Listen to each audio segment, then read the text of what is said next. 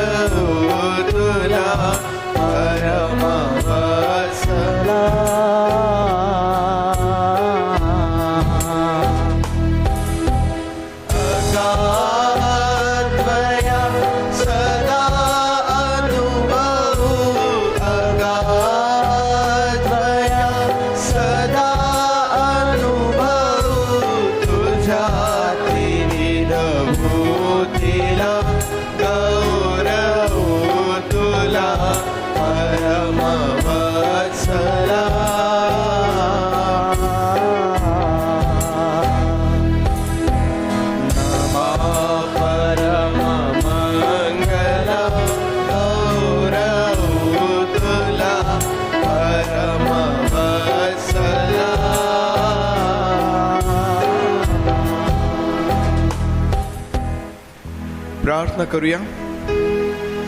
पवित्र आणि प्रेमळ देव बापा, आम्ही तुझे आभार मानतो, स्तुती करतो, तुला गौरव, सन्मान आणि सर्व प्रशंसा देतो. प्रभू, मागील आठवडाभर आम्हा प्रत्येकाचा सांभाळ तू केला, आमचं संरक्षण तू केलंस. प्रभू, आमची काळजी घेतली, आमच्या येण्या जाण्यामध्ये तू आमचं सहाय्य करता झालास. देव बापा, आभार मानतो आणि आम्ही तुझी स्तुती करतो. प्रभू, तुझ्या दयेसाठी, तुझ्या कृपेसाठी, प्रभू देव बापा, तुझ्या प्रेमासाठी आज या समय आम्ही एक बार पुन्हा तुझे मनापासून आभार मानतो.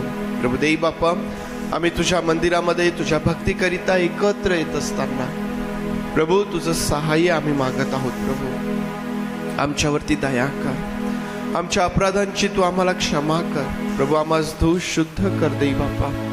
आणि तुझ्या समक्षतेमध्ये आम्ही येत असताना पवित्र देव बापा, पावित्र्य आणि युक्त होऊन तुझी आराधना करण्याकरिता आज एक बार पुन्हा तुझं सहाय्य आम्ही मागत आहोत. प्रभू, आम्हा प्रत्येकावरती तू दया कर. आमची प्रार्थना आहे पवित्र देव बापा, आजच्या भक्तीमध्ये तुझी उपस्थिती तू असू दे.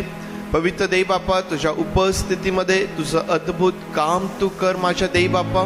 आणि प्रभू, आमची प्रार्थना आहे देव बापा, तू अद्भुत रीतीने आजची ही भक्ती आम्हा सर्वांसाठी आशीर्वादाची कर आणि त्यातून तुझं गौरव तू करून घे. प्रभू, प्रभू देव बापा, आम्ही प्रार्थना करीत आहोत त्या प्रियजनांसाठी जे आज दुःखनाईत आहेत, आजारी आहेत, बिछाण्यावरती आहेत. प्रभू, अशा प्रत्येकाला देखील तू स्पर्श कर आणि देव बापा तुझे हात त्यांच्यावर ठेवे, आरोग्य तू दे. राजा, जी तुझी लेकरं मार्गात आहेत त्यांना देखील तू सुखरूप घेऊन ये आणि पवित्र देव बापा, या सर्वांच्या द्वारे तुझं गौरव तू करून घे. आम्ही सर्वजण तुझ्या अधीन होतो. आजची सर्व भक्ती तुझ्या सामर्थ्य हातांमध्ये दे. प्रार्थना आमचा प्रवेश याच्या नावात मागतो म्हणून तू ऐक. आमेन, आमेन, आमेन. बसूया आपण.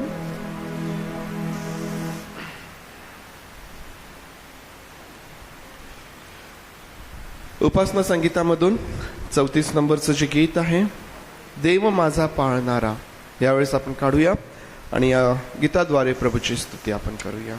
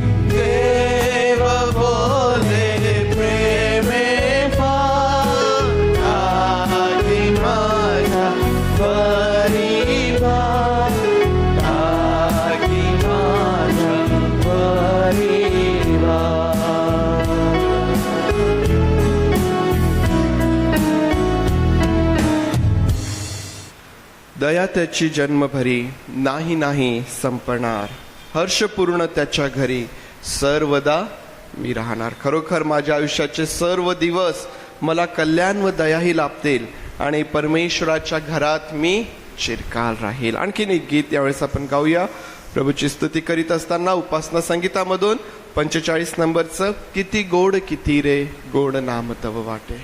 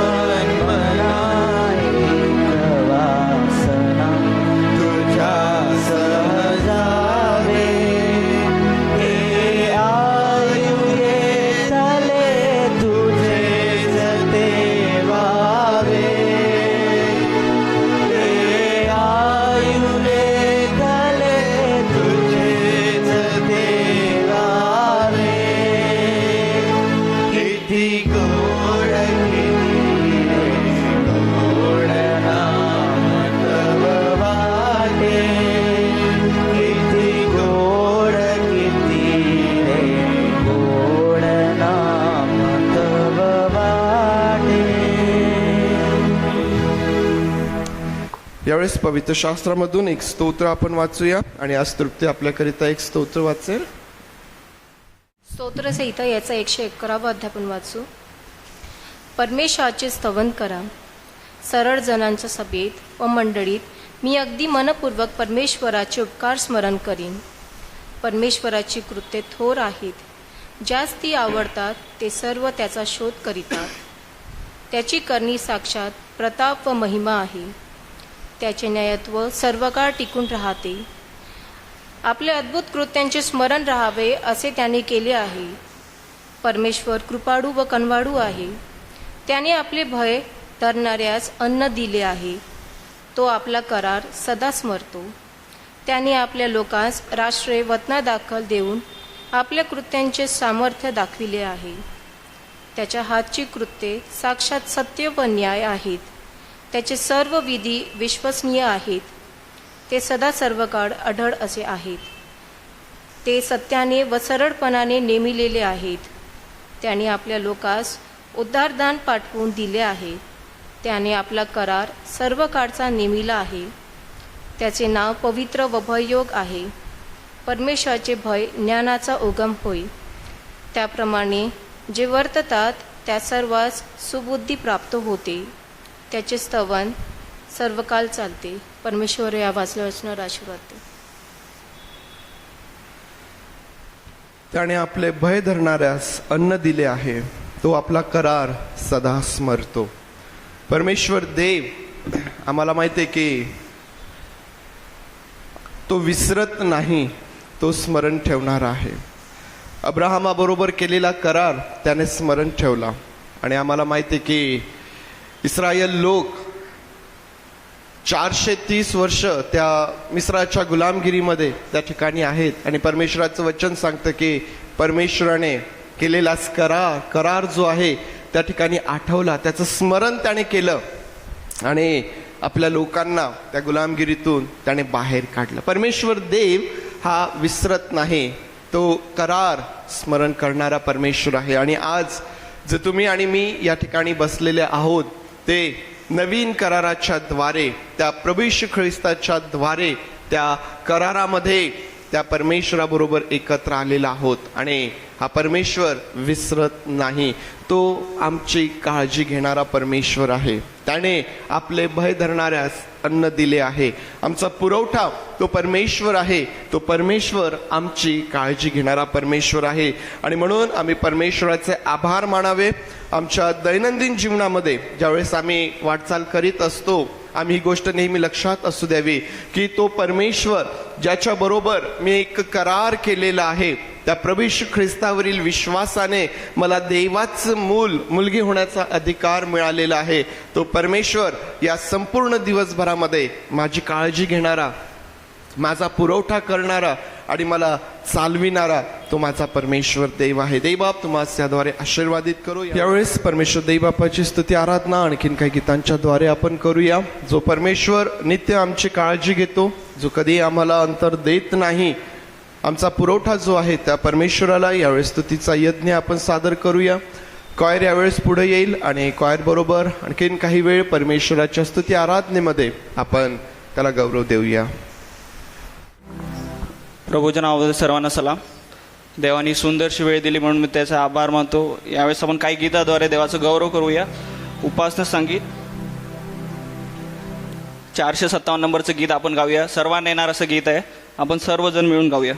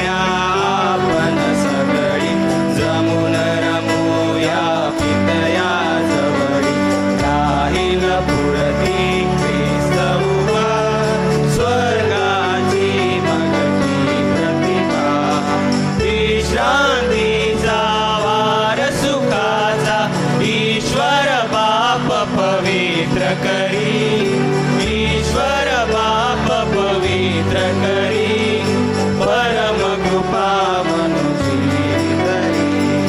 देवाजीच्या वासनतेला उपमान जगी उपकाराला, स्मरुनीची ते सगळे प्रेमाश्रूची वाहू फुले.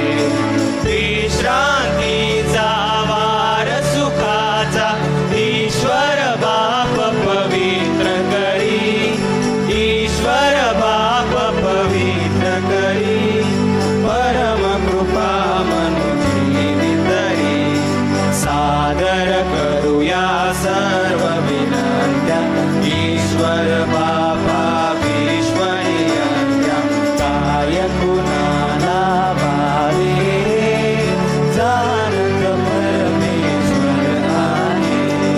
विश्रांतीचा वार सुखाचा ईश्वर बाप पवित्र करी, ईश्वर बाप पवित्र करी, परम कृपा मनुजीवित करी. तनु देवाचे मन देवाचे, धन देवाचे, जीवित त्याचे, अर्पित ज्याचे त्यास करू. मी पण नूतन दिव्यवरू. विश्रांतीचा वार सुखाचा ईश्वर बाप पवित्र करी, ईश्वर बाप पवित्र करी, परम कृपा मनुजीवित करी. पवित्र आत्मा परमेशाचा, संबोधक अनुशासक अमृता, नित्यतयाचा योग असो, ख्रिस्त सदा हृदयात बसो. विश्रांतीचा वार सुखाचा ईश्वर बाप पवित्र करी, ईश्वर बाप पवित्र करी, परम कृपा मनुजीवित करी.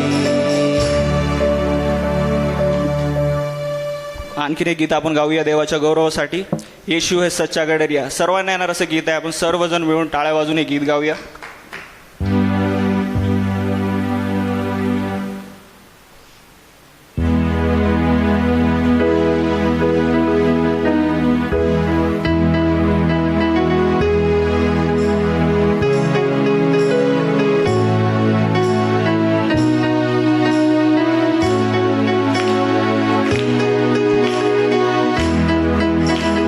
यीशु है सच्चा गडरिया, उसकी हम भेड़े हैं.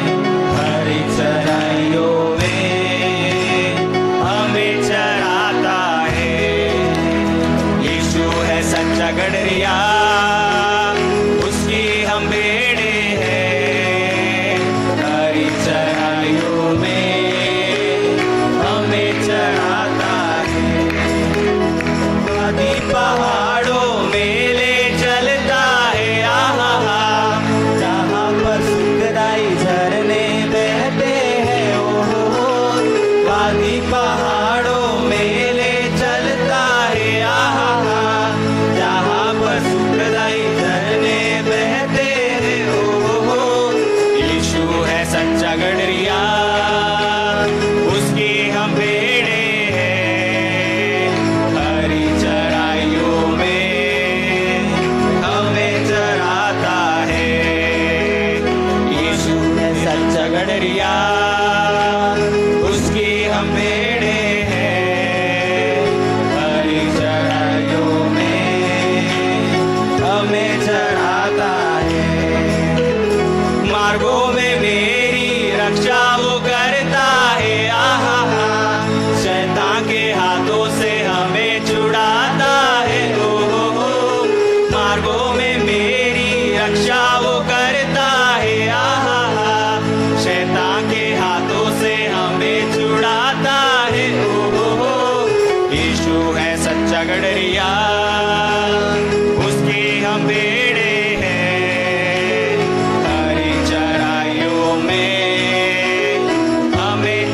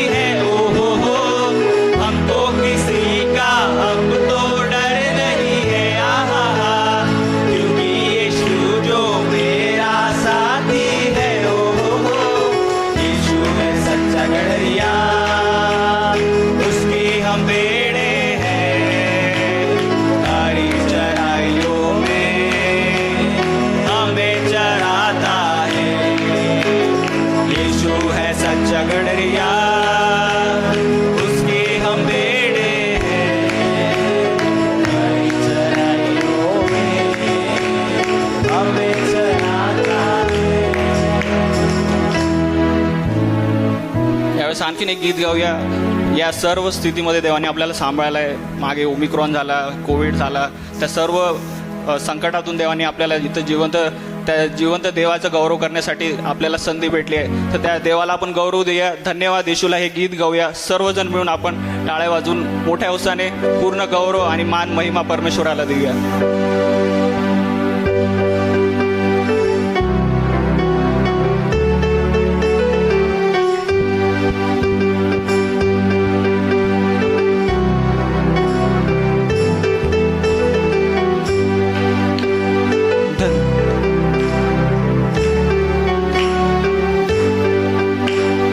धन्यवाद येशूला, धन्यवाद येशूला, धन्यवाद येशूला, धन्यवाद येशूला.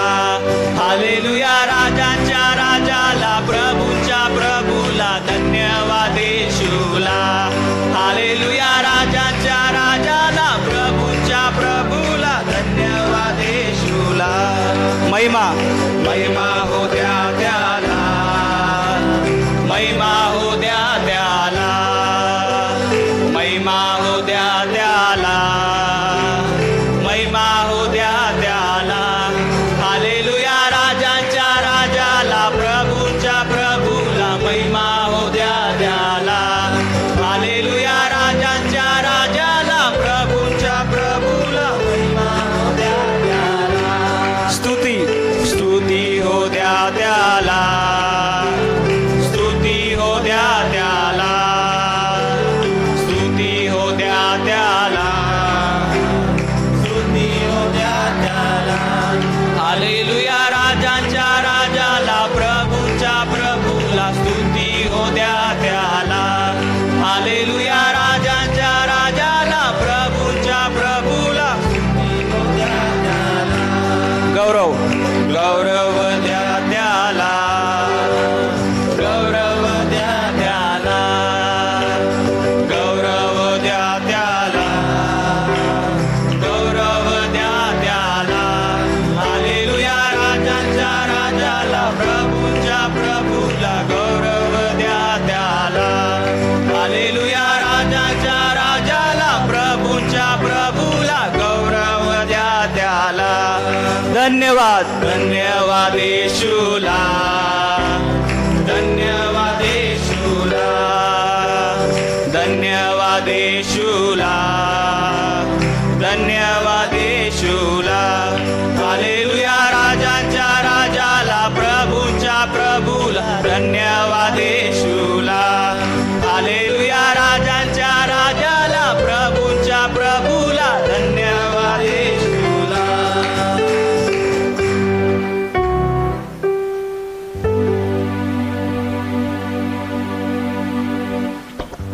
यावेळेस आणखीन गीत गाऊया आपण देवाच्या गौरवासाठी. सर्वांना येणार असं गीत आहे, रक्तम जय.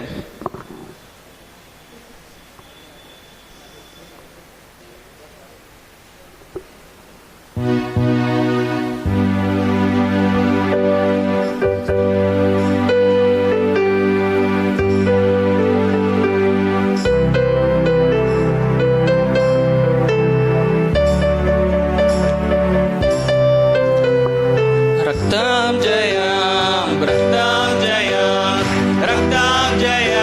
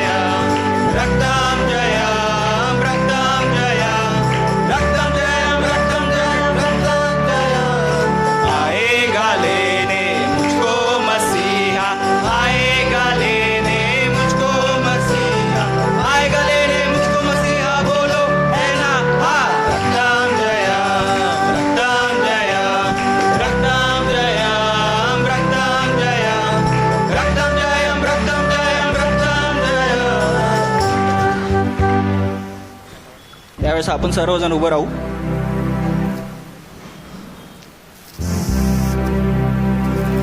आणि पुन्हा एकदा या गीतामधले शेवटचा 4था आणि 5वा कडवा आपण म्हणूया. मेरा आनंद येशू है.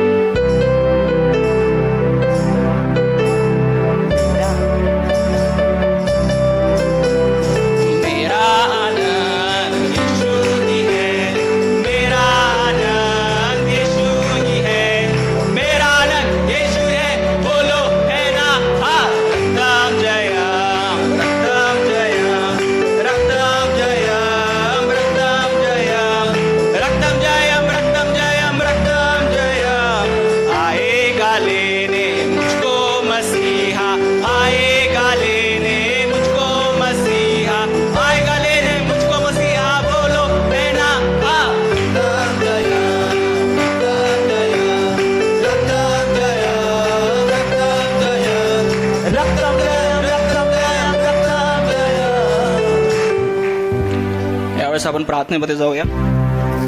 आपलं लक्ष त्या जिवंत देवाकडे लावूया. देवप्पा आम्ही मागतो देवप्पा, या पूर्ण जगामध्ये देवप्पा तू आम्हाला निवडलायस आणि तुझी उत्तम योजना आमच्या जीवनात आहे देवप्पा. देवप्पा आम्हाला माहीत आहे, आम्ही आमच्या कॉलेजमध्ये स्कूलमध्ये आम्ही जिथे काम करतो तिथं जर आमच्याकडून एखादी चूक झाली तर त्याच्यासाठी आम्हाला शिक्षा आहे आणि त्याच्यासाठी आम्हाला काही ना काही ऐकावं लागतं देवप्पा. समोरच्याला आम्ही क्षमा जरी मागितले तरी आम्हाला काही ना काही समोरून आम्हाला एखादी गोष्ट ऐकावं लागते समोरच्याची. पण देवप्पा जेव्हा आम्ही तुझ्याकडे येतो आम्ही चुकतो, तू मोठ्या प्रेमाने आणि मोठ्या दयेने तू आम्हाला क्षमा करतो देवप्पा. आणि हे तुझं प्रेम आमच्यावर देव, आमच्याकडे काहीच नाही तुझ्यासाठी देणार आणि आम्ही शून्य आहे, आमचं जीवन हे व्यर्थ आहे देवप्पा. देवप्पा आम्ही कुठे पण जॉबला जातो, इंटरव्ह्यूला जातो, तिथं आम्हाला स्किल्स आमचा एक्सपिरियन्स विचारला जातो देवप्पा. त्याच्या बेसिसवर आमचं सिलेक्शन होतं. पण आमच्याकडे देवप्पा काहीच नसताना तू आमची निवड केली आणि तू आम्हाला निवडलं देवप्पा आणि आमच्यावर प्रेम केलं देवप्पा. आम्ही जितक्यांदा पण चुकतो देवप्पा तितक्यांदा देवप्पा तू आमच्याकडे येतो देवप्पा आणि आम्ही जितक्या वेळा पण क्षमा मागितली तितक्या वेळा तू आम्हाला क्षमा करतो. आणि देवप्पा नुसतं क्षमा करून आम्हाला सोडत नाही तर देवप्पा तू आम्हाला नव्या रीतीने उभं करतो देवप्पा. आम्हाला ख्रिस्ती जीवनामध्ये चालत असताना तू देवप्पा आमचा हात पकडून प्रत्येक पावलावर तो देवप्पा तू आमच्यासोबत आहे देवप्पा. हे तुझं प्रेम आहे देवप्पा, जे तू आमच्यासाठी केलं आहे देवप्पा. तू आमच्यासाठी मरण पावला आहे देवप्पा आणि उठला आहे तू देवप्पा. आणि देवप्पा ही तुझी दया आहे देवप्पा. आणि देवप्पा तू शिकवलं आहे आम्हाला की क्षमा मागणं आणि क्षमा करणं हे आम्ही तुझ्याकडून शिकतो देवप्पा. देवप्पा मागतो देवप्पा आमचं हृदय हे तुझ्यासारखं तू बनव देवप्पा. आम्हाला तू क्षमा मागण्यासाठी नम्र कर आणि क्षमा करण्यासाठी पण तू आमचं हृदय उघड देवप्पा. आमच्यामध्ये कुठलाच हेवा आणि घमंडपणा आमच्या हृदयामध्ये नको राहू दे देवप्पा. आमच्यावर तू दया कर देवप्पा. आतापर्यंत तू आमच्यावर तू दया केली आणि त्या दयेमुळे देवप्पा आज आम्ही इथे जिवंत आहे देवप्पा. त्या सर्व स्थितीमध्ये तू आमच्यासोबत तू राहिला, आमचा सहाय्य करता तू झाला म्हणून तुझे आभार मानतो देवप्पा. त्यावेळेस प्रार्थनेमध्ये जात असताना देवप्पा हे गीत मंडळीसाठी जरी नवीन असेल परंतु तरी देवप्पा या गीताद्वारे देवप्पा तुझ्या नावाचं गौरव तू करून घे देवप्पा. आणि तुझी दया जी आहे ती सनातन आमच्यावर आहे देवप्पा आणि ती कधी न संपणारी आहे देवप्पा. मागतो देवप्पा या गीताद्वारे तुझ्या नावाचं गौरव तू करून घे आणि तुझ्या पवित्र आत्म्याची उपस्थिती आम्ही मागतो देवप्पा. हे गीत आम्ही कोणाला शिकू नाही शकत पण तू देवप्पा मंडळीला शिकव, तू चालव आणि समोरची वेळ मी हे तुझ्या हातात देतो देवप्पा. आणि प्रार्थनेमध्ये जात असताना गीत गाऊया तेरी दया.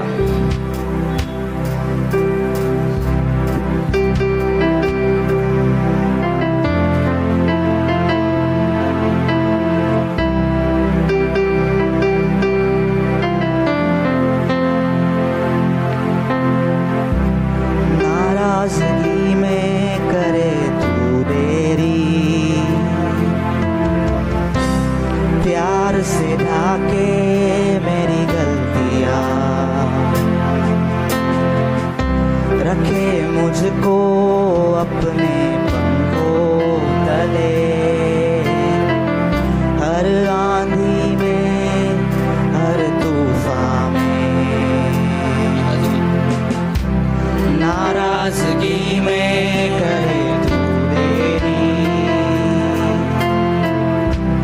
प्यार से ढाके मेरी गलतियाँ, रखे मुझको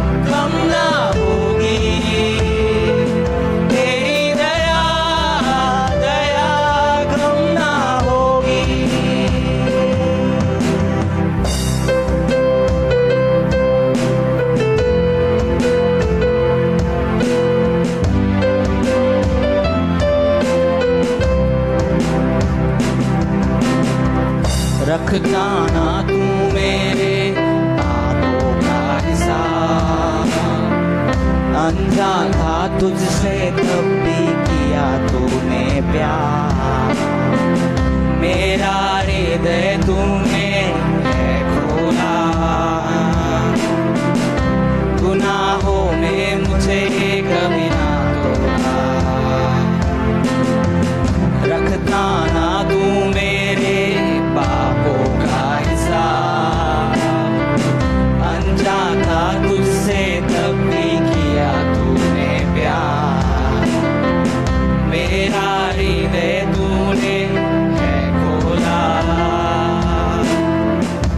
गुनाहों में मुझे कभी ना तोड़ा, जैसा भी मैं था मुझे अपना लिया, तू ही है मेरा सहायक पिता, तेरी दया कभी कम ना होगी, तेरी दया कभी कम ना होगी, तेरी दया कभी कम ना होगी, तेरी दया दया कम ना होगी, तेरी दया कभी कम ना होगी, तेरी दया कभी कम ना होगी, तेरी दया कभी कम ना होगी, तेरी दया दया कम ना होगी, नाराजगी में करे तू देरी, प्यार से ढाके मेरी गलतियां, रखे मुझको अपने पंखों तले,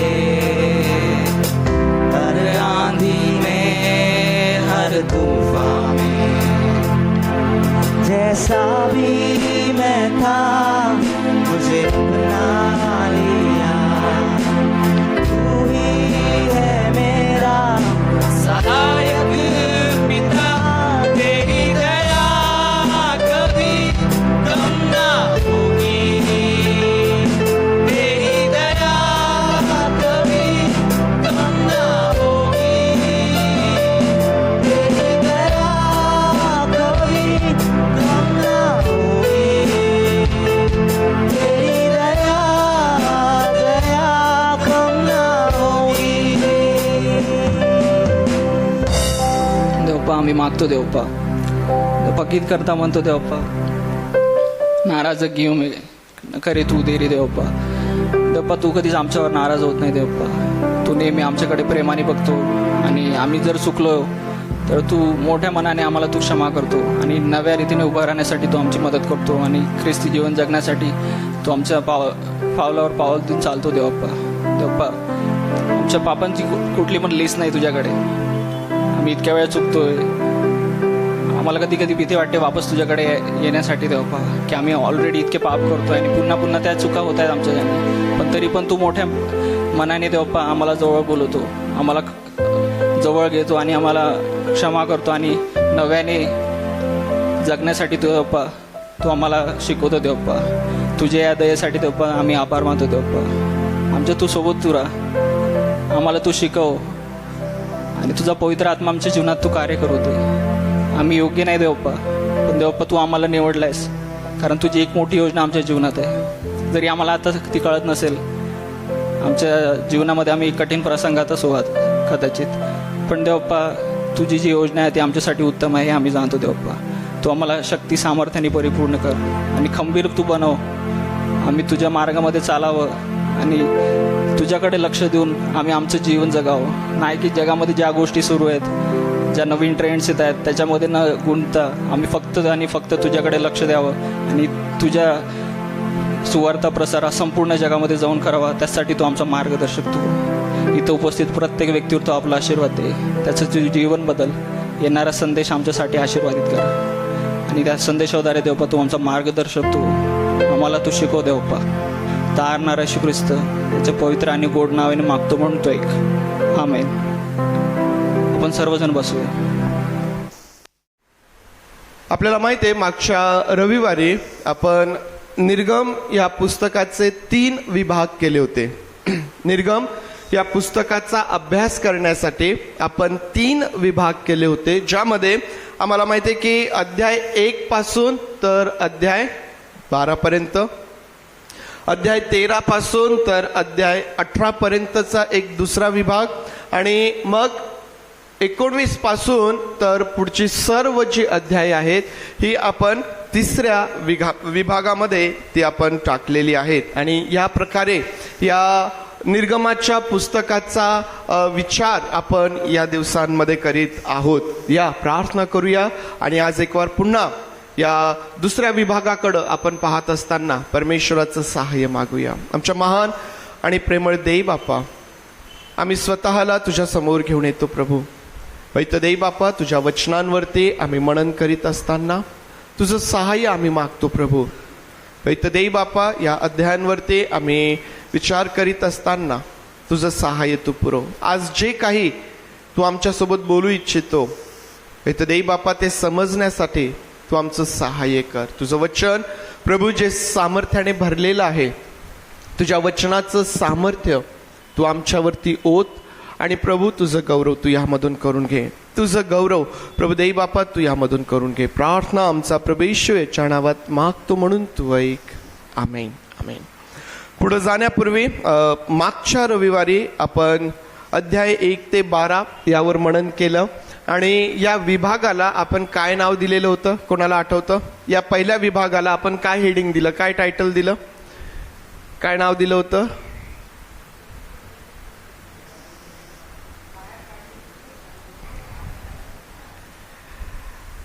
तिघं चौघ जण मिळून असं वाक्य पूर्ण करत आहेत. ओके, हरकत नाही. तुम्हाला माहिती आहे की प्रश्नपत्रिकेमध्ये शेवटचे जे 30 मार्क असतात ते संदेशांवरती अवलंबून आहेत, आणि म्हणून आपण जे काही यामध्ये करत आहोत त्याकडं आपल्याला लक्ष द्यायचं आहे. मागच्या रविवारी जी पहिली 12 अध्याय यावर मनन करत असताना या पहिल्या विभागाला जे नाव आपण दिलं होतं ते म्हणजे प्रतिकूल परिस्थितीमध्ये देवाच्या कार्याने बाहेर पडणे.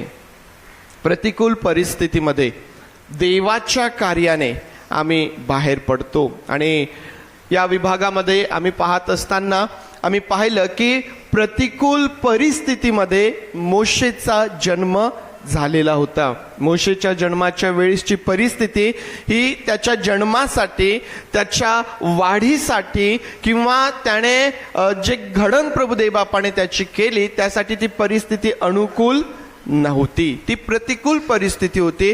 परंतु या प्रतिकूल परिस्थितीमध्ये परमेश्वराचं कार्य आम्ही त्या ठिकाणी पाहतो की ज्याने मारण्याचा आदेश दिलेला आहे त्याच्याच घरामध्ये मोशे लहानाचा मोठा होतो. हे परमेश्वराचं कार्य आम्ही त्या ठिकाणी पाहिलं की प्रतिकूल परिस्थितीमध्ये परमेश्वर कशा प्रकारे आमच्यासाठी अद्भुत कार्य करतो. त्यानंतर आम्ही प्रतिकूल परिस्थितीमध्ये इस्रायल लोकांचं त्या मिसर देशातून बाहेर पडणं हे देखील आम्ही त्या ठिकाणी पाहिलं. कशा प्रकारे त्या प्रतिकूल परिस्थितीमध्ये देवाचे लोक त्या ठिकाणाहून बाहेर पडतात, आणि त्यातून आम्हाला हे उत्तेजन मिळालेलं आहे की आम्ही देखील पुष्कळदा प्रतिकूल परिस्थितीमध्ये स्वतःला पाहतो. पुष्कळदा आमच्या जीवनामध्ये आमच्या अवतीभोवतीची जी परिस्थिती आहे ही आम्हाला अनुकूल नसते, प्रतिकूल असते. त्या परिस्थितींमधून, अशा प्रतिकूल परिस्थितींमधून परमेश्वराच्या कार्याने आम्ही बाहेर पडू शकतो प्रियांनो. आणि आज जेव्हा पुढचा जो विभाग आहे अध्याय 13 ते 18 यावर लक्ष केंद्रित करत असताना आज आपण या विभागाला देखील एक नाव आपण देऊया, टायटल आपण देऊया. पहिल्या विभागाला आम्ही नाव दिलं होतं की प्रतिकूल परिस्थितीमधून देवाच्या कार्याने बाहेर पडणे. या दुसऱ्या विभागाला आपण नाव देऊया की बुद्धी सामर्थ्यापलीकडे असलेले देवाचे कार्य. बुद्धी सामर्थ्यापलीकडे असलेले देवाचे कार्य. आता तुम्हाला यामध्ये एक समान एक भाग किंवा एक कॉमन थिंग त्या ठिकाणी तुम्हाला दिसेल, आणि ते काय आहे? परमेश्वराचं कार्य. प्रतिकूल परिस्थितीमध्ये देखील आम्ही परमेश्वराचं कार्य पाहतो की जे आम्हाला आमची सोडवणूक करणारं आहे. आज याच कार्यासंबंधाने परमेश्वराचं तेच काम जे आमच्या प्रतिकूल परिस्थितीमध्ये तो करतो, त्या कार्याकडेच आम्ही लक्ष केंद्रित करीत आहोत. आणि परमेश्वराचं ते कार्य आमच्या बुद्धी सामर्थ्या पलीकडं असलेलं ते कार्य आम्हाला दिसून येतं. आणि म्हणून या विभागाला आम्ही बुद्धी सामर्थ्या पलीकडं असलेलं देवाचं कार्य म्हणून आपण पाहणार आहोत. आता आम्हाला माहिती आहे की इस्रायल लोक मिसर देशातून बाहेर पडलेले आहेत. त्या गुलामगिरीतून आता ते बाहेर पडलेत. देवाने आपल्या सामर्थ्य हातांनी, सामर्थ्य बाहूंनी त्यांना बाहेर काढलेलं आहे. आणि आता हे इस्रायल लोक जे आहेत ते प्रवासामध्ये आहेत, आणि या प्रवासामध्ये ते पुढं जात आहेत. आणि हा दुसरा विभाग जो आहे, हा त्यांच्या प्रवासाचा हा पहिला टप्पा आम्हाला त्या ठिकाणी दर्शवितो. प्रियांनो, या दुसऱ्या विभागामध्ये आम्हाला परमेश्वराचं ते जे कार्य आहे, जे मानवी बुद्धीला आकलन होण्याच्या पलीकडं आहे.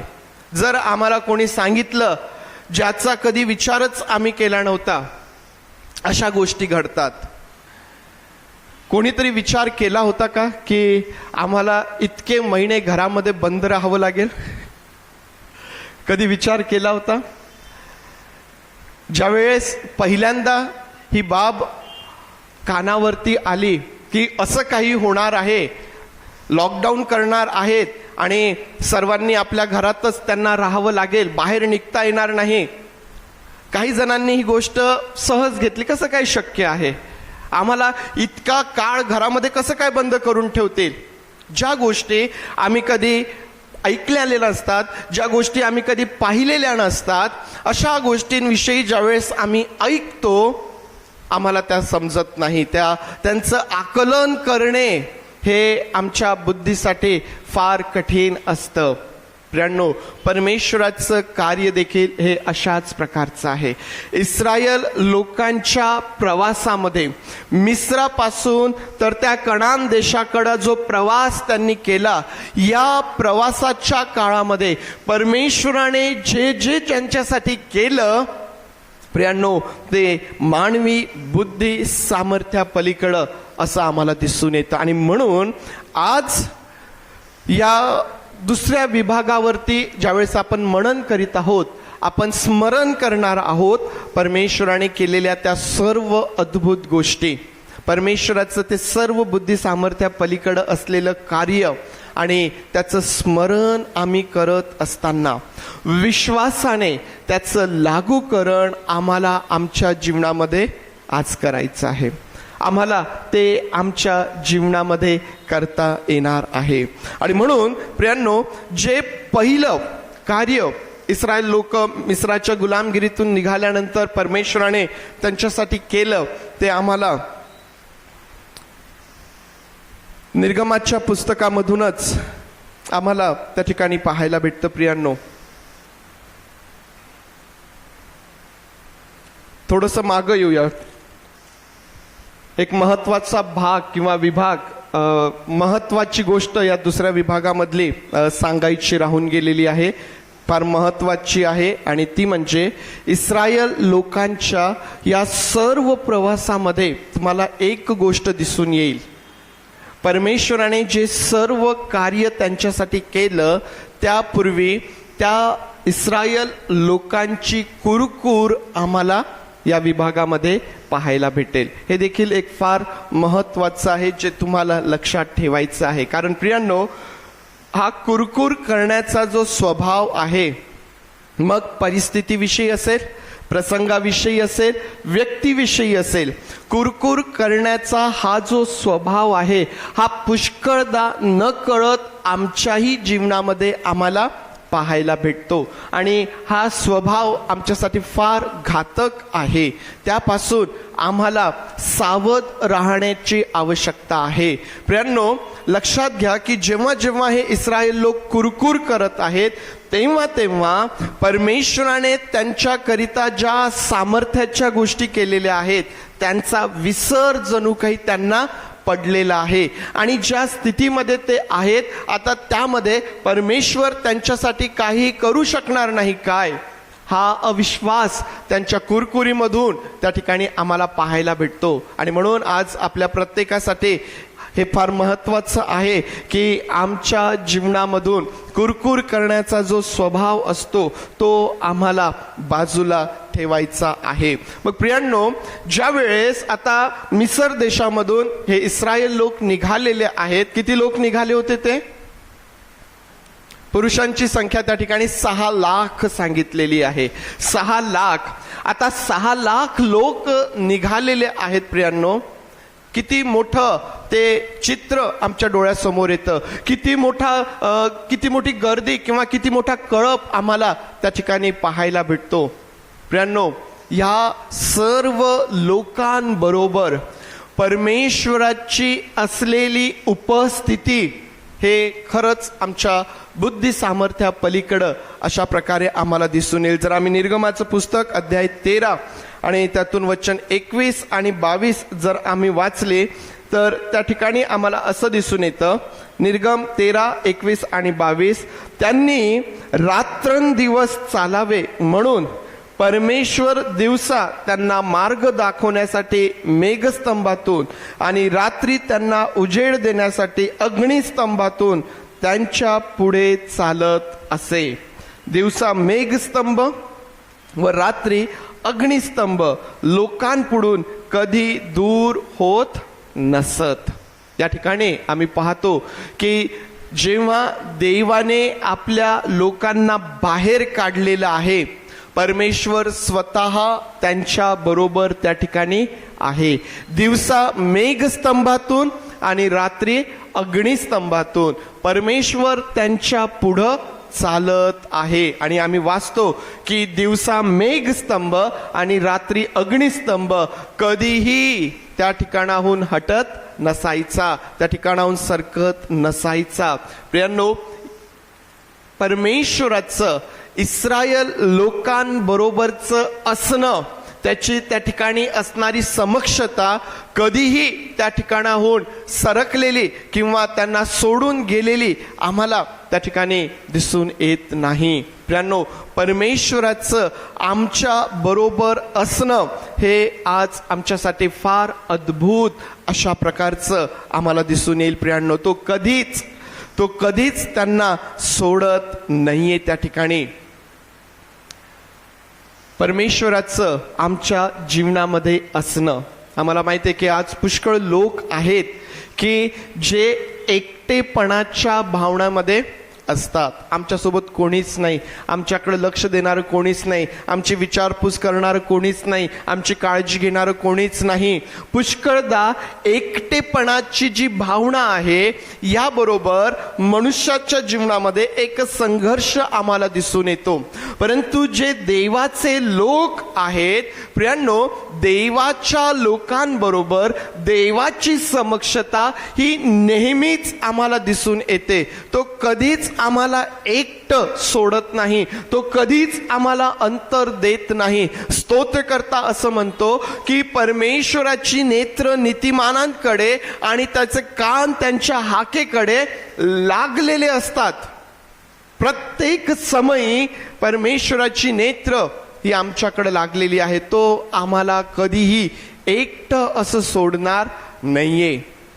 लक्षात घ्या, आता ही परमेश्वराची समक्षता आम्ही दिवसभरामध्ये आपल्या घरामध्ये असतो, आपल्या कामाच्या ठिकाणी असतो, कॉलेजमध्ये असतो, ट्युशन्समध्ये असतो आणि अनेक नेत्र आम्हाला पाहत असतात, अनेक नेत्र आम्हाला पाहत असतात. प्रियांनो, परमेश्वराची नेत्र देखील त्या ठिकाणी आम्हाला पाहत असतात.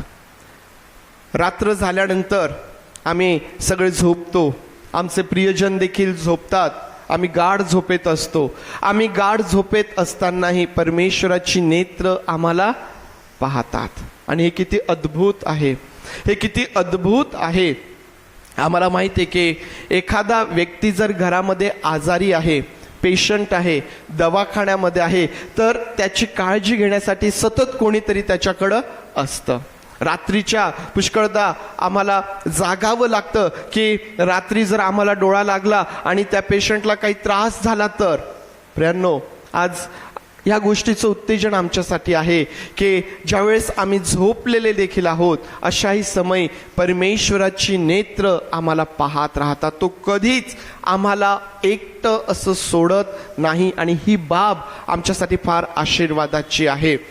ही बाब आमच्यासाठी आशीर्वादाची असण्याचं आणखीन एक कारण, त्या ठिकाणी आमच्यासोबत आमचं संरक्षण, आमची काळजी, त्या गोष्टी तर आहेच, परंतु परमेश्वराचं नित्य आमच्या बरोबर असणं हे याही करिता आमच्यासाठी आशीर्वादाचं आहे. कारण परमेश्वराची माझ्या बरोबर असणारी समक्षता, त्याच्या समक्षतेची ती जाणीव मला पापांपासून दूर ठेवणारी आहे. ती मला पापांपासून दूर ठेवणारी आहे. आणि याच ठिकाणी मनुष्य पुष्कळदा चुकतो. याच ठिकाणी मनुष्य पुष्कळदा चुकतो. मनुष्य काय करतो? मनुष्य स्वतःला मनुष्यापासून लपवून घेतो. आम्ही जगापासून स्वतःला वेगळं करू शकतो, स्वतःला लपवू शकतो. परमेश्वराच्या नेत्रांपुढून आम्ही लपू शकतो काय प्रियांनो? आम्ही परमेश्वराच्या नेत्रांपुढून लपत नाही. लक्षात घ्या की जेव्हा वाईट आम्ही करत आहोत तेव्हाही परमेश्वराची नेत्र आम्हाला पाहत आहेत. प्रियांनो, आम्हाला ज्यावेळेस आम्ही आमच्या जीवनामध्ये आमचे विचार असतील, आमची दृष्टी असेल, आमची कृती असेल, ज्यावेळेस आम्ही ती वाईटाकडं आहे, प्रियांनो, आम्हाला या गोष्टीची जाणीव झाली पाहिजे की परमेश्वराची समक्षता माझ्याबरोबर आहे. तो माझ्यासोबत आहे, तो माझ्यासोबत आहे, तो माझ्यासोबत आहे. प्रियांनो, ही जाणीव आम्हाला पापांपासून दूर राहण्यासाठी मदत करणारी आहे. आणि ते आमच्यासाठी आशीर्वादाचं आहे. ते आमच्यासाठी आशीर्वादाचं आहे. प्रियांनो, हा परमेश्वर जो नित्य आमच्या बरोबर आहे, तो आमच्या पुढं चालणारा आहे. आम्ही त्या ठिकाणी वाचतो की तो त्यांच्या पुढं चालत आहे. मग मेघस्तंभातून असेल, अग्निस्तंभातून असेल, तो त्यांच्या पुढं चालत आहे. आज परमेश्वर तुमच्या आणि माझ्या पुढं चालत आहे. प्रियांनो, कल्पना करा की जीवनामधल्या ज्या दुःखांना, ज्या वादळांना आम्ही घाबरून जातो, ज्यामध्ये आम्ही निराश होतो, आमचा प्रभू आमच्या पुढं आहे. आणि आमच्यापर्यंत ते दुःख येण्यापूर्वी, ते वादळ आमच्यावर येण्यापूर्वी परमेश्वराच्या समोर ते आहे. जणू काही पहिले परमेश्वरावरून ते आमच्याकडे येत आहे. आणि जर परमेश्वर ते आमच्यावरती येऊ देतो, ते यासाठी नाही की त्यातून आमचं अहित व्हावं, त्यातून आमचं नुकसान व्हावं, त्याद्वारे आमचं जीवन दुःखाने भरून जावं, त्याद्वारे आमचं जीवन निराशेने भरून जावं, यासाठी परमेश्वर अशा वादळांना आमच्यावर येऊ देत नाही. वादळं ज्यावेळेस आमच्या जीवनावरती येतात, दुःख ज्यावेळेस आमच्या जीवनावरती येतात, प्रियांनो, परमेश्वराचं ते सामर्थ्यिक कार्य आम्ही अधिक तीव्रतेने त्यामध्ये पाहतो. त्या वादळामध्ये ते वादळ शांत करणारं जे सामर्थ्य कार्य करतं, त्याची आणखीन जवळून प्रचिती आम्ही घेत असतो. प्रियांनो, लक्षात ठेवा की आमच्या जीवनामध्ये आलेलं कुठलंही संकट, कुठलाही आजार, कुठलाही दुःख हा परमेश्वरापासून लपलेला नाहीये किंवा तो परमेश्वराच्या नियंत्रणाबाहेर देखील तो नाही. ते जर आमच्या जीवनात आहे तर परमेश्वर त्यातून आमच्या विश्वासाला आणखीन एक नवीन बळकटी देण्याचं काम त्या ठिकाणी तो करत आहे. प्रियांनो, परमेश्वर आमच्या सोबत आहे, तो आमच्या पुढं त्या ठिकाणी चालत आहे. ज्या प्रकारे मिसर ते कणाण आहे, या ठिकाणी आज विश्वासाने तुम्ही आणि मी जे नीतिमान ठरवलेले आहोत ते त्या स्वर्गीय राज्याकडं, या अपरिपूर्णतेतून परिपूर्णतेकडं वाटचाल आज तुम्ही आणि मी करीत आहोत. आणि या प्रवासामध्ये तो परमेश्वर आमच्या बरोबर आहे. प्रियांनो, दुसरं जे अद्भुत कार्य या लोकांसाठी परमेश्वराने केलेलं आहे, निर्गमाचं पुस्तक अध्याय 14 यामधून आपण वाचूया आणि त्यातून देखील वचन 21 आणि 22 मी तुमच्यासाठी वाचत आहे. अध्याय 14 वचन 21 आणि 22. मोशेने आपला हात समुद्रावर उगारिला तेव्हा परमेश्वराने रात्रभर पूर्व दिशेचा जोराचा वारा वाहून समुद्र मागे हटविला. त्यामुळे पाण्याचे 2 भाग झाले व मधली जमीन कोरडी झाली. इस्रायल लोक समुद्रातून कोरड्या जमिनीवरून चालू लागले आणि उजवीकडील व डावीकडील पाणी त्यांच्यासाठी भिंतीसारखे झाले. प्रियांनो, हे एक दुसरं अद्भुत कार्य आम्हाला या ठिकाणी परमेश्वराचं पाहायला भेटतं. आम्ही पाहिलं की इस्रायल लोकांबरोबर असलेली परमेश्वराची उपस्थिती ही देखील आमच्यासाठी अद्भुत आहे. आज ती तुमच्या जीवनात आणि माझ्या जीवनात आहे. आज या वचनांमधून देखील आम्हाला पाहायला भेटतं की आमच्या प्रत्येक परिस्थितीमध्ये देवाजवळ मार्ग आहे.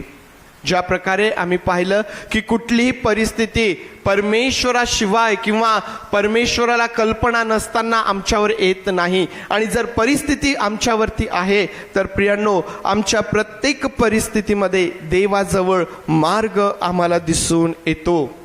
आम्ही पाहतो की फारो त्या ठिकाणी त्यांच्या मागं आहे आणि समोर समुद्र आहे. आम्हाला पुढंही जाता येत नाहीये, आम्हाला मागंही जाता येत नाहीये. आम्ही मागं वळतो तर त्याही ठिकाणी आम्हाला नाश दिसतो, आम्ही पुढं जातो तर त्याही ठिकाणी आम्हाला मार्ग दिसत नाहीये. आम्ही काय करायचं, आम्ही कुठं जायचं, आम्ही कोणाची मदत घ्यायची.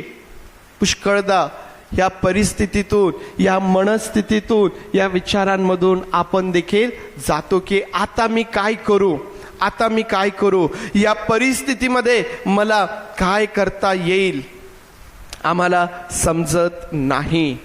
परंतु प्रियांनो, पुन्हा एकदा मी तुम्हाला या गोष्टीचं उत्तेजन देईल की त्या परिस्थितीमध्ये परमेश्वर जे काम तुमच्यासाठी करत आहे त्या कामावरती विश्वास ठेवा.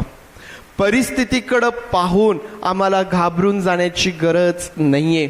त्या ठिकाणी ज्या वेळेस इस्रायल लोकांनी पाहिलं की फारो येत आहे, समोर समुद्र आहे, कुरकुर करायला लागले. विसरून गेले की परमेश्वर आमच्या समोर आहे. विसरून गेले एक मेघस्तंभ, अग्निस्तंभातून परमेश्वराची समक्षता आमच्या सोबत आहे. विसरून गेले की त्या मिसर देशामध्ये त्याने काय काय अद्भुते केली, ज्या गोष्टी परमेश्वराने इस्रायल लोकांसाठी मिसर देशावरती आणल्या, सर्व विसरून गेले.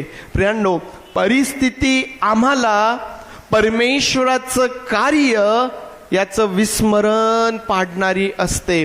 सैतान पुष्कळदा वेगवेगळ्या परिस्थितींमधून परमेश्वराचं जे आमच्यासाठी कार्य आहे ते आम्हाला दिसू देत नाही, ते आम्हाला समजू देत नाही. त्यातून तो आमच्या मनामध्ये संशय निर्माण करतो, त्यातून तो आमच्या मनामध्ये अविश्वास निर्माण करतो.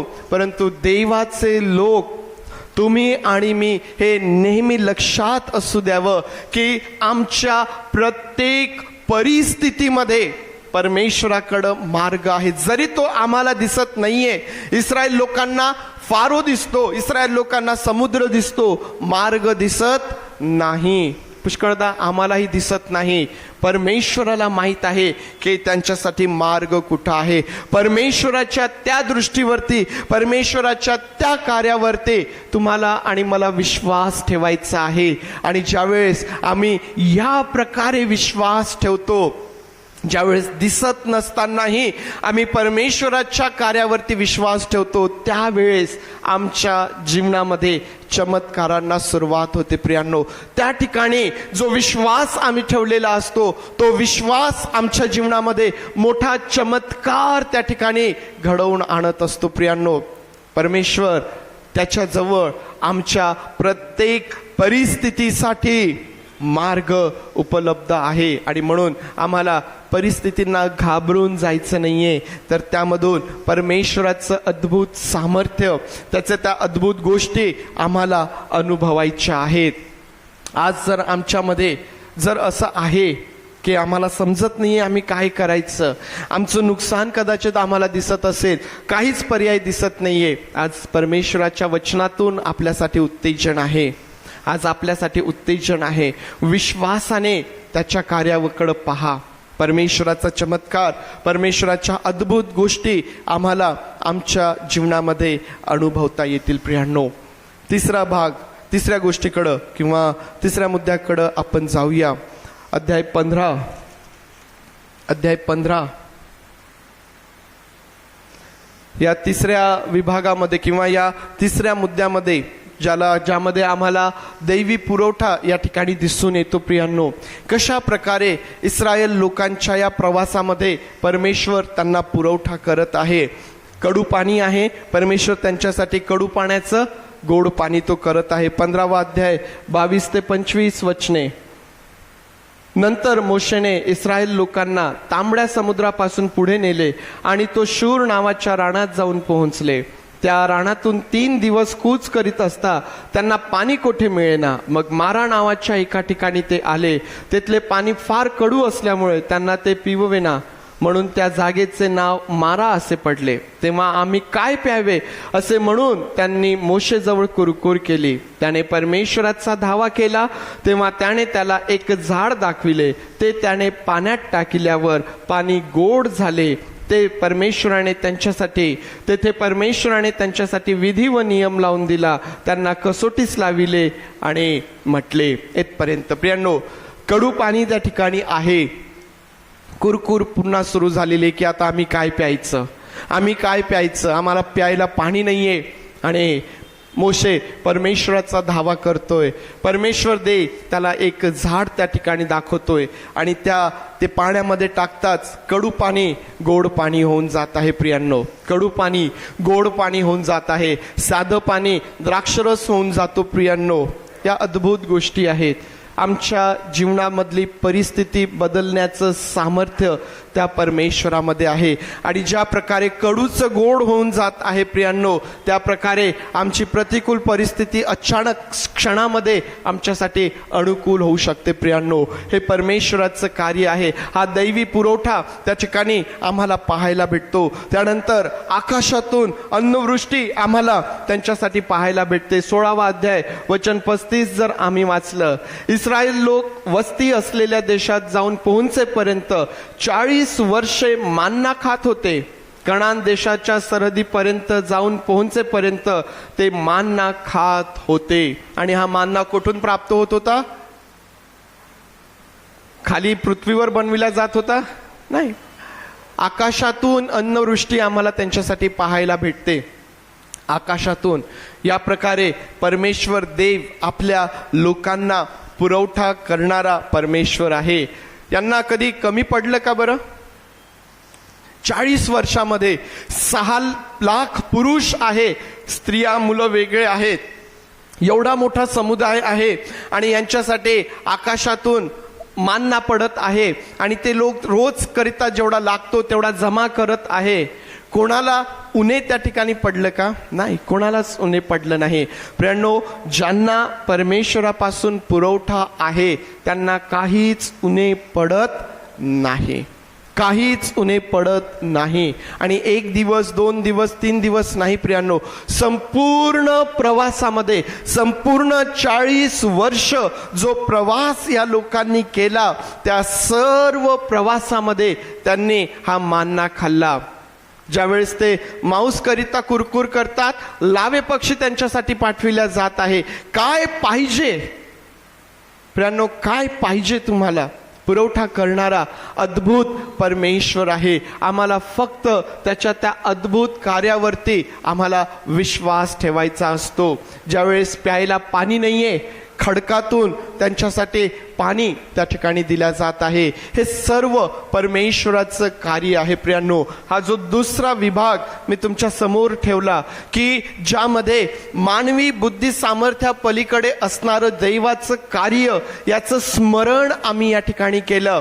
मग परमेश्वराची आमच्या जीवनामधली उपस्थिती असेल, आमच्या प्रत्येक परिस्थितीमध्ये परमेश्वराकडे जो मार्ग आहे आणि आमच्या या प्रवासामध्ये परमेश्वराकडून जो पुरवठा आमच्यासाठी केला जातो, या सर्व गोष्टी आमच्या बुद्धी सामर्थ्या पलीकडे आहेत. आणि ज्या गोष्टी बुद्धी सामर्थ्या पलीकडे आहेत त्या विश्वासाने त्याकडं आम्हाला पाहायचं असतं. आणि ज्यावेळेस आम्ही विश्वासाने त्याकडं पाहतो, परमेश्वराचे चमत्कार, परमेश्वराच्या अद्भुत गोष्टींचा अनुभव आम्ही आमच्या जीवनामध्ये घेतो. प्रियांनो, परमेश्वर देव तुम्हास याद्वारे आशीर्वादित करूया. आपले डोळे आपण बंद करूया आणि आज एक वार पुन्हा जे परमेश्वराचं वचन आमच्यासाठी आहे, आज तो आम्हाला आमच्या आत्म्यामध्ये कशाचं उत्तेजन तो देत आहे. आज तो माझ्यासोबत बोलत आहे. कदाचित माझी परिस्थिती ही अतिशय भयंकर झालेली आहे. मला काही समजत नाहीये की काय होणार आहे. परमेश्वराकडे त्यामध्ये मार्ग आहे ज्याचा विचार आम्हाला करवत नाही. इस्रायल लोकांनी कधीही विचार केला नसेल. समुद्राचं पाणी भिंतीसारखं उभं होतं. कधीही हे बुद्धी सामर्थ्या पलीकडे आहे. आज आमच्या परिस्थितीमध्ये देखील देव त्याच प्रकारे कार्य करणार आहे. आणि म्हणून परिस्थितीकडे पाहू नका. परिस्थिती तुम्हाला मागं ढकलण्याचं काम करेल. विश्वासाने परमेश्वराकडे पहा. तो तुम्हाला पुढं घेऊन जाईल. तो तुम्हाला पुढं घेऊन जाईल. होय प्रभू, आज आम्ही तुझे आभार मानतो. आम्ही तुझे आभार मानतो प्रभू. आम्ही तुझी स्तुती करतो. तुझ्या नावाला आम्ही उंचावितो. तू थोर आहेस, जिवंत आहेस. तू आम्हाला कधीही अंतर देत नाही. तू आम्हाला कधीही सोडत नाहीस प्रभू. आज माझी प्रार्थना आहे, तुझी जी ही उपस्थिती आमच्या जीवनामध्ये आहे, तुझ्या त्या समक्षतेची जाणीव या ठिकाणी आम्ही असलेल्या प्रत्येकाच्या जीवनामध्ये इतक्या तीव्रतेने असू दे प्रभू, की जेव्हा केव्हा आमचे विचार भटकतील, जेव्हा केव्हा आमची दृष्टी चुकीकडे जाईल प्रभू, जेव्हा केव्हा आमचे पापाकडे प्रवृत्त होतील पवित्र देई बापा, परमेश्वर देई बापा, जेव्हा केव्हा व्यसनांकडे आम्ही वळू प्रभू, तुझ्या उपस्थितीच्या जाणीवेने आम्हाला अशा सर्व गोष्टींपासून दूर ठेव. ते प्रत्येक पाप, ते प्रत्येक व्यसन तुझ्या उपस्थितीमध्ये आमच्यापासून दूर तू कर पवित्र देई बापा, आणि त्यातून तुझं गौरव तू करून घे. आज प्रभू मी एक वार पुन्हा तुझे आभार मानतो, तुझी स्तुती करतो. जो पुरवठा तू येथवर आम्हाला केलेला आहेस, जो कधी आमच्या जीवनभर संपणार नाहीये प्रभू, त्यासाठी देखील तुझे आभार मानतो राजा. होय पवित्र देई बापा, या ठिकाणी असलेल्या प्रत्येकाचा पुरवठा तू आहे. आम्हाला उद्याची काळजी करण्याची गरज नाहीये. आमच्या आर्थिक परिस्थितीला घेऊन आम्हाला काळजी करण्याची गरज नाहीये. तू आमचा पुरवठा आहेस प्रभू. आम्ही तुझे आभार मानतो. सर्व गौरव आम्ही तुला देतो आणि विश्वासाने तुझ्याकडे पाहत प्रार्थना प्रभू येशू याच्या नावात मागतो म्हणून तू ऐक. आमेन, आमेन, आमेन. यावेळेस आपण सर्वजण उभं राहूया. प्रभूने शिकवलेली प्रार्थना म्हणूया. सुवंददेव परात्पर हे गीत गाऊया. आशीर्वाद आपण घेऊया. हे आमच्या स्वर्गातील बापा, तुझे नाम पवित्र मानले जाव. तुझे राज्य येऊ, जसे स्वर्गात तसेच पृथ्वीवर. तुझ्या इच्छेप्रमाणे आमचे रोजची भाकर आज आम्हास, आणि जसे आम्ही आमच्या ऋणास ऋण सोडले तसेच तो आमचे ऋणे आम्हास सोड, आणि आम्हास परीक्षेत आणू नकोस, तर आम्हास वाईटापासून सोडे. कारण की राज्य, सामर्थ्य आणि गौरव हे सर्व काळ तुझीच आहे. आमेन, आमेन. देवा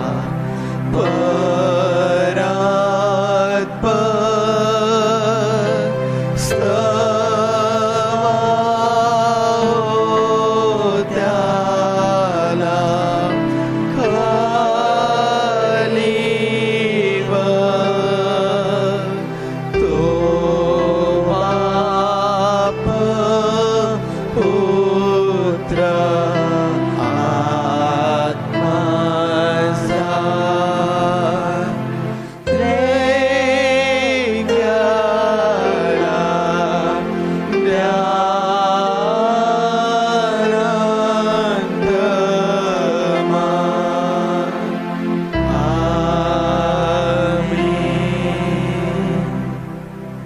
आता परमेश्वर देव तुम्हास आशीर्वाद देव, तुमचं कल्याण करो. यास्तव प्रभू येशू ख्रिस्ताची कृपा, देव बापाची प्रीती आणि पवित्र आत्म्याची सुसंगती तुम्हा बरोबर प्रभू येशू ख्रिस्त येईपर्यंत सदोदित असो. आमेन.